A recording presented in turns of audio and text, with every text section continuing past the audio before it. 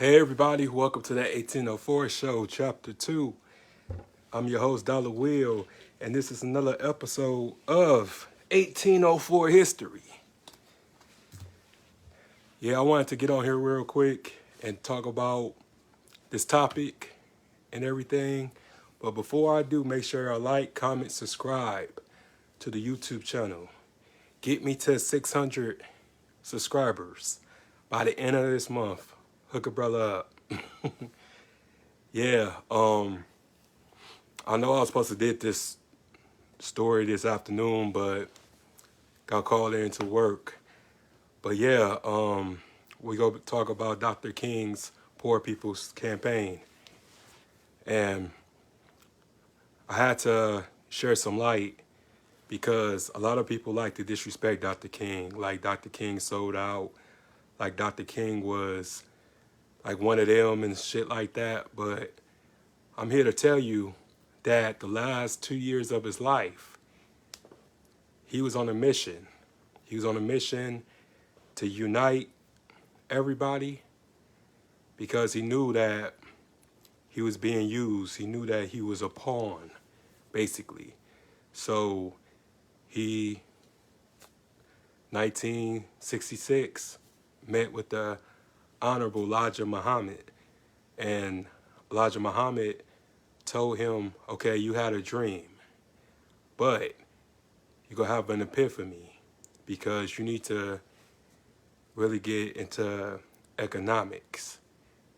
So in order for this to happen, that he had to denounce his role in the Vietnam War because he felt like a hypocrite being a Christian, being a pastor, and I would say, not speaking about it. So he felt guilty. He just felt like he was betraying his morals and his principles. So once he had denounced the Vietnam War and gave his opinion, America basically turned on him. And a lot of people didn't know that Dr. King was often in the North as well, compared to how we was taught in school that he only stayed in the South. But Dr. King went to every major city in the North. We talking Chicago, Illinois.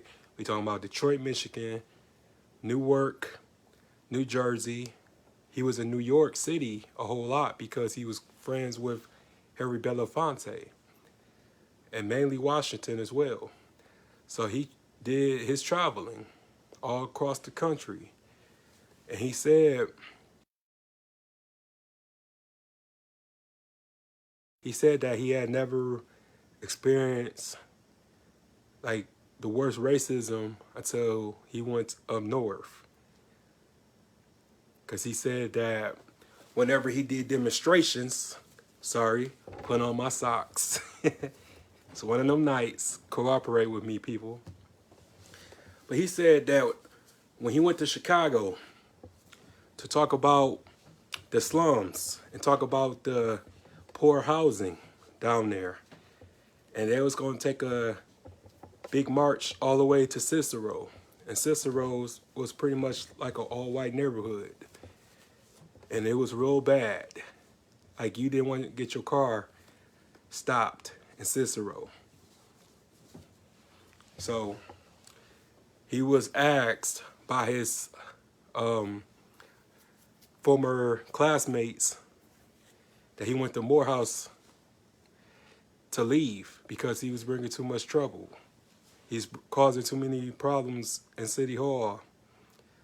So they had reached an agreement to change public housing down there and allow people to live in stable conditions. Pretty much that's what, like, before Section 8 happened. They was paying high rent and living in slums and living in the worst apartment buildings because a lot of these apartment buildings was owned by Jewish people, and a lot of people don't know that. So he was really expanding his movement and expanding his message. And he also, did some traveling in Mississippi. So it was this small town by the name of Marks, Mississippi. And he met this family. And he said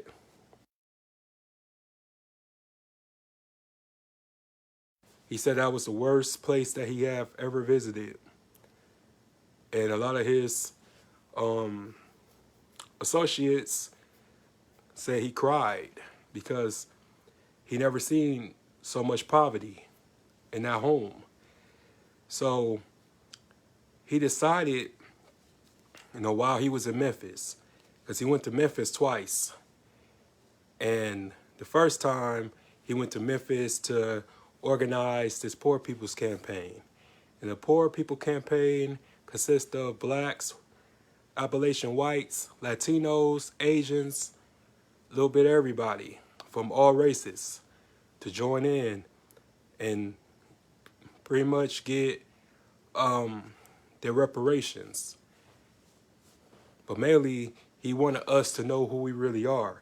Because even in the I Have a Dream speech, it's this thing that they don't play. It's this thing in the sentence that he says that the Negro is in exile. So it's just a lot of people don't be knowing these type of things, but yet, they like to disrespect our leaders. And everybody can have their own opinion. And I already snapped on B. Simone for trying to disrespect the king because of the fact that allegedly he was cheating on his wife. We don't know that, you know what I'm saying?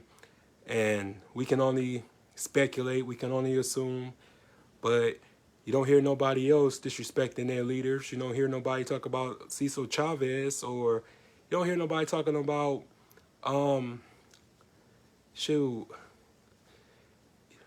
David Caruso, and that motherfucker was crazy. You don't hear nobody talk about Jim Jones, and he led a cult. You know what I'm saying? So how come when it's black people, we like to disrespect Dr. King? Because he's an easy target. The man been dead longer than he lived. This dude been gone for practically 54 years. And people still have the nerve to say, oh, I'm Malcolm X, I'm not Dr. King, but Dr. King was that dude. Dr. King was really, about to change the game. Because even now, while Kanye West is trying to tell y'all about these corporations and about people who owe us millions and billions of dollars, like, he really was talking about corporations back then. And he was holding America accountable for mistreating its citizens. Like, to be American citizen, and we can't get loans, we can't get grants to open up a business, but people who are foreigners are easily approved, you know what I'm saying, to open up a business, and they don't have to pay taxes, you know what I'm saying, they keep it in the family. Because he recognized even to today how we have the most spending power of everybody. And we just don't realize it. We don't realize our greatness because we so easily distracted. We so easily competing against one another instead of competing against them.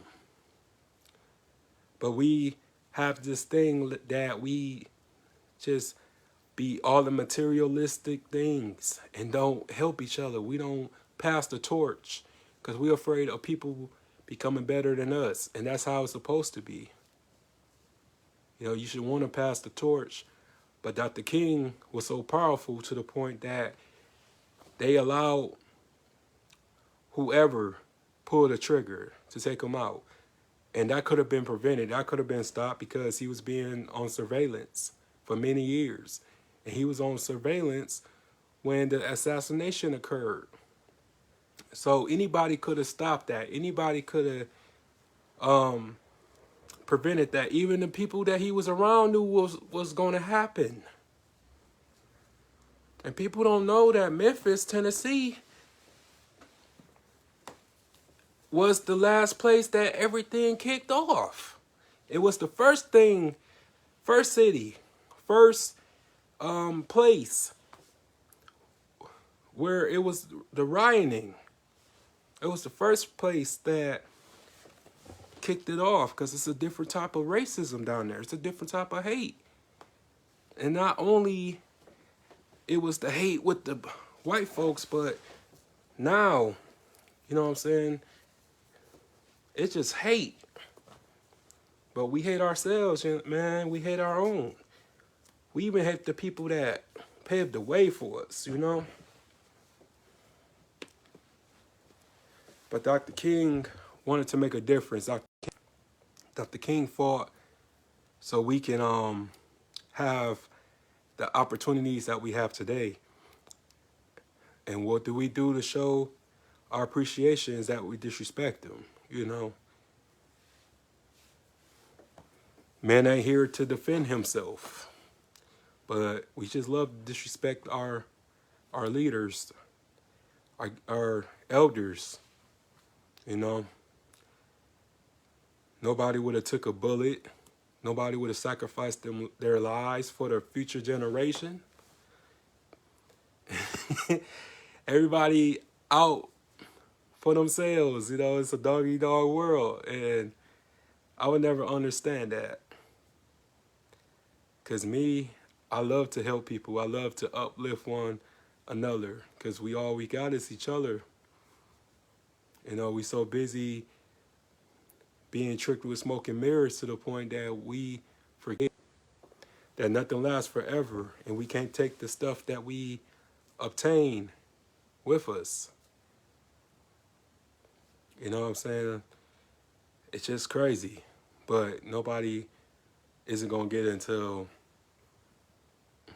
the day comes. So, but yeah, I just wanted to talk about that for a little minute and just tell people quick, please stop disrespecting Dr. King, man, because y'all weak as hell for that. And don't even know your research and don't know your history. You just going by what's been recycled, what's been it's a rebuttal, but y'all don't understand just how great he was as a human being. And then also, like, shit, y'all talking this shit like he don't got his kids or his grandkids or his great grandkids still living. So I just feel like anybody has something negative to say about a dead man, his descendants should come up to you and slap the shit out of you or beat the shit out of you. Because how would you feel if you heard somebody talking about your father or your grandfather or your great-grandfather like that? He was assassinated at 39 years old. You know what I'm saying? He had the rest of his life ahead of him. That's young. 39 is young. I know because, shit, I'll be 39 in 5 years. That's young. You know, I know a lot of people that outlive Dr. King. But none of y'all motherfucker haters ain't gonna never have the kind of impact that he had. So y'all just mad, man. Y'all be hating and disrespecting dead people like that, man. But karma gonna get y'all. But anywho, before I say something crazy, make sure that y'all like, comment, subscribe to the YouTube channel, the 1804 Show, Chapter 2. If you want to donate to the Cashapp, $, the 1804 Show. And I'm out. Peace.